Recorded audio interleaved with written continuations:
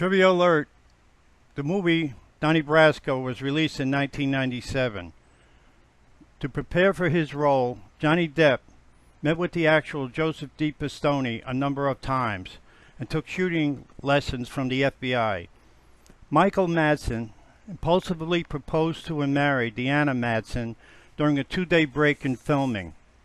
According to Michael Madsen, Al Pacino was disgusted by his impulsiveness.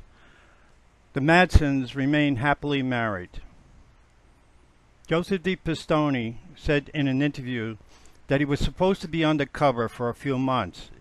It ended up being 6 years. His family was moved across the country after 9 months.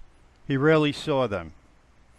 This is the second film where Joe Pesci was considered for a role that eventually went to Bruno Kirby.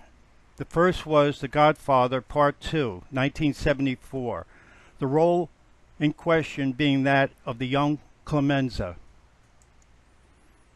Trivia alert, the movie The Last Detail was released in 1973. The script was completed by 1970 but contained too much profanity to be shot as written. Columbia Pictures waited for 2 years trying to get writer Robert Tyrone to tone down the language.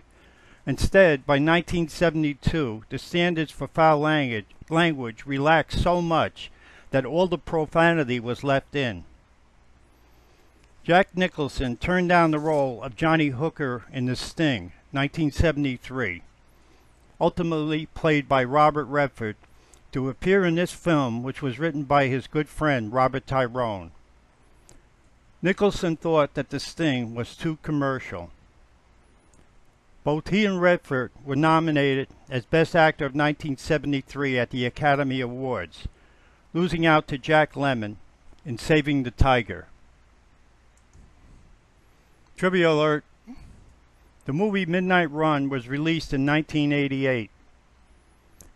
Paramount Pictures originally owned the rights to the film, and they wanted a big-name star to appear opposite Robert De Niro in order to improve the film's chances at the box office. It was suggested that the character of John Duke Mardukas be changed to a woman and be played by Cher, who had had recent box office success.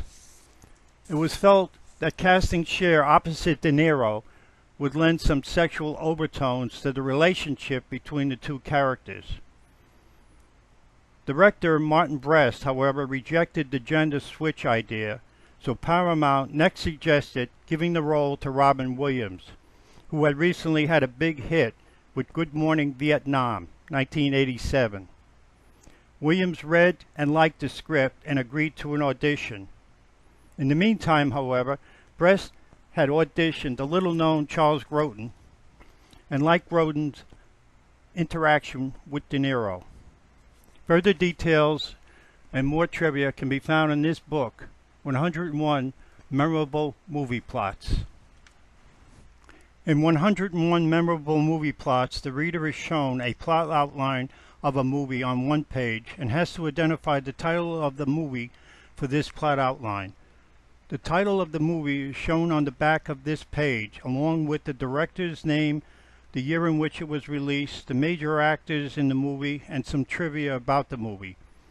You are looking at examples of how the pages will be seen in this book. This information can be especially valuable to readers who have not seen the movie because it can be used as a guide for future viewing.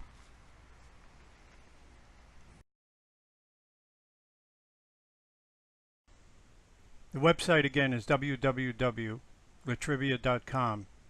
Littrivia is Littrivia. It's spelled with 2 T's.